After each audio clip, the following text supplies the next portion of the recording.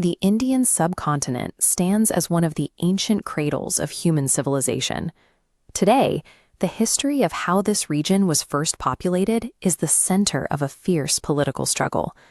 Many proponents of the Out of India theory claim that the Indus Valley civilization was built by an entirely indigenous population, the same people who would later compose the Vedas. This narrative of an unbroken native lineage is the cornerstone of the traditional Hindu caste system, providing a historical basis for a hierarchy built on biological and spiritual purity. If this indigenous origin story is accurate, the genetic record of modern and ancient Indians should reflect a long period of isolation, showing a lineage that remained unmixed for thousands of years. For decades, global genomic mapping projects focused elsewhere, leaving a massive vacuum in our understanding of the subcontinent's prehistory. This long silence finally ended in 2018, when researchers successfully sequenced thousands of ancient and modern Indian genomes.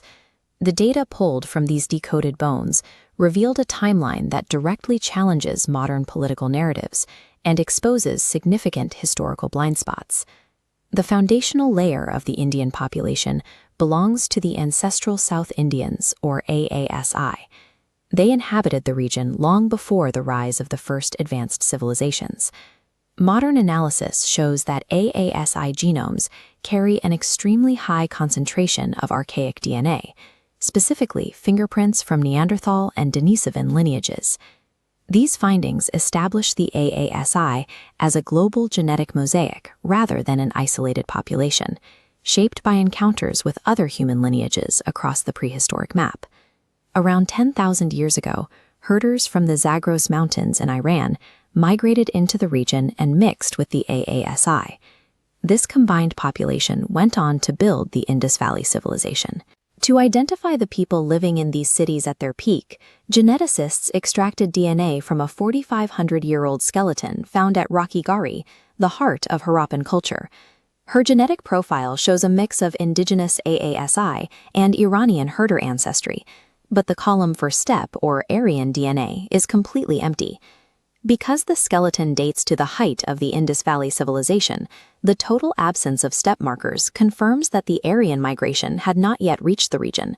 The architects of these cities were local, not invaders from the north. The Central Asian steppe pastoralists finally arrived between 3,000 and 4,000 years ago, bringing Indo-European languages with them. The Bomshad study revealed that this migration created a massive genetic gender divide that persists in modern Indian DNA.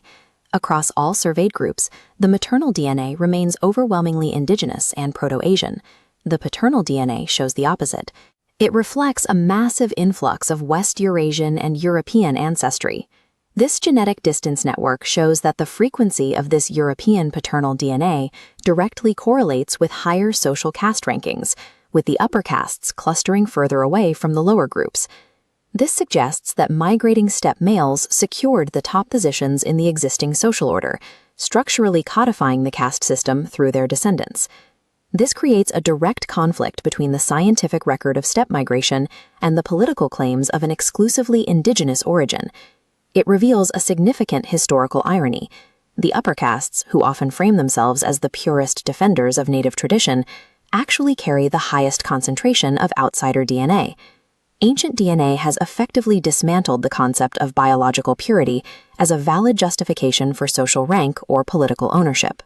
The modern Indian genome is a complex blend of ancestral South Indians, Iranian agriculturalists, and steppe riders. For thousands of years, the subcontinent has served as a continuous collision zone for human migration, trade, and cultural exchange.